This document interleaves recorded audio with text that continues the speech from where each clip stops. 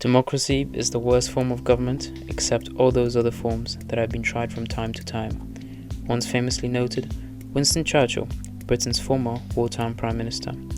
Voting has always been a cornerstone of democracy, allowing citizens to choose their leaders and to have a say in the direction of their country.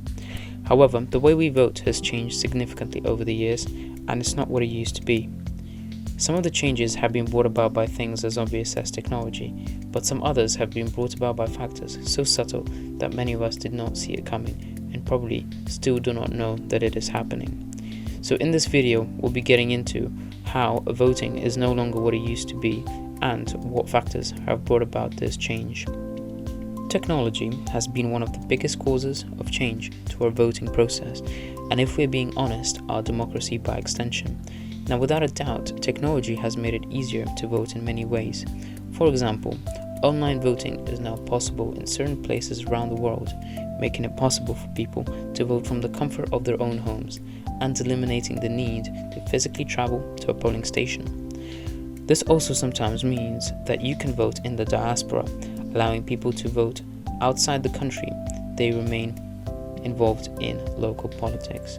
Additionally, electronic voting machines have made it easier for people to cast their ballots quickly and efficiently, reducing the likelihood of long lines at polling stations. Electronic voting also makes it easier for votes to be collated. The machines count the votes automatically, and people don't need to wait around to count thousands of votes and then do the math. However, these technological advancements have also come in with some serious problems. The biggest being the fact that they have made the voting process more vulnerable to being co-opted by whoever has the best hacker. In recent years, there have been rumors of attempts by certain people to influence the outcome of elections through cyber attacks on voting machines and other election infrastructure. This not only undermines the integrity of the election, but also undermines public trust in the democratic process. Another problem with electronic voting and online voting is the tension between anonymity and legitimacy. Both electronic and online voting ensure voter anonymity, but the problem is that because we can't see who is voting, there's no saying whether or not the e-voter is actually who they claim to be. It's easy for some people to sit in their homes and send in hundreds of votes, and all they need is rudimentary knowledge of how to bypass certain security systems. But with ballot voting, a voter can't come out to vote twice unless they're well versed in cloning magic. Granted, ballot box voting has its own issues that I'm sure we're all aware of, but I think it is safe to say that technology has just made it easier for malicious actors to sway the votes in their own favor without even having to pretend to be nice. And if this is happening, it is easy to see how threatened our democracy is. Maybe future technologies would eliminate these problems somehow, but for now, technology is a big threat to democracy, and unfortunately, it's not the only threat. The polarization of the political landscape is another reason why voting isn't what it used to be. In the past, there were more bipartisanship, and politicians were more willing to work across the aisle to get things done.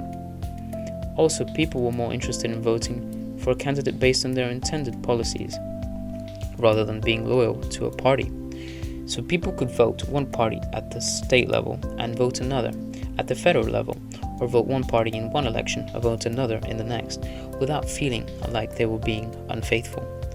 However, in recent years, there has been a growing divide between Democrats and Republicans, such that people have now made loyalty to a party part of their personality.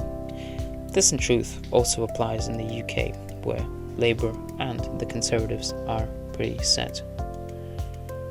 The goodness of a person's heart is now determined by how they vote, regardless of the reason they decided to vote for that party. As a result, many would remain supportive of a party whose policies they do not agree with, if it means that remaining in the good graces of certain people. Some people do not even care to look through the policies anymore. They just vote whoever popular culture is in support of.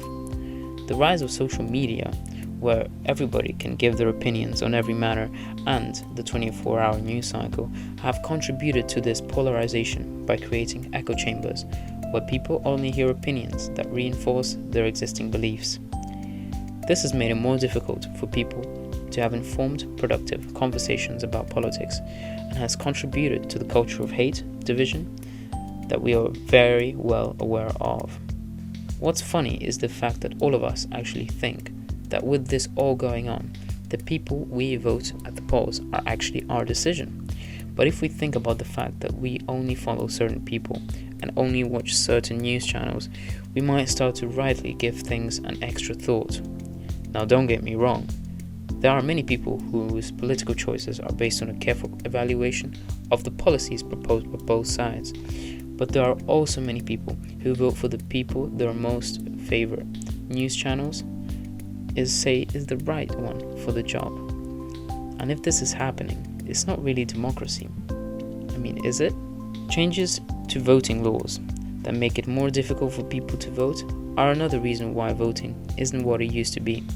For instance, in recent years, there has been a push by some politicians to enact laws that require voters to show identification at polling stations or that make it more difficult to vote by mail. These laws are often touted as measures to prevent voter fraud, but critics argue they are intended to suppress the votes of certain groups, such as minorities and low-income voters.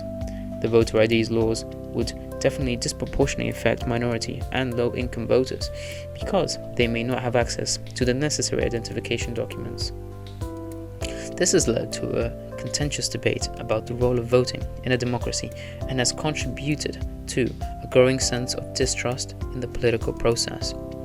If the ruling class has considered laws that could prevent a group of people from voting, it is something to be worried about, regardless of how pure the motives are, especially considering that they could have found other ways to prevent voter fraud without disenfranchising people. Another way people are being disenfranchised is with the refusal of some of the states to allow for early voting. There are many circumstances that make it impossible for certain people to vote on the actual election date. But while some states allow their votes to come in days before they cast their votes, others do not see the need for this. And if the governments of these states are serious about increasing voter turnout and participation, which are key and fundamental to voting, this is something that they should be really considering. Having said all that, I didn't point out what is wrong with our democracy and voting system to discourage people from doing their civic duty. Despite these challenges, it's important to remember that voting is still a critical component of democracy. It's one of the most important ways for you to have a say in the direction of your country and to hold your elected officials accountable. It might be difficult because you might feel like your votes don't count, but if you don't vote at all, you make it sure that your vote don't count.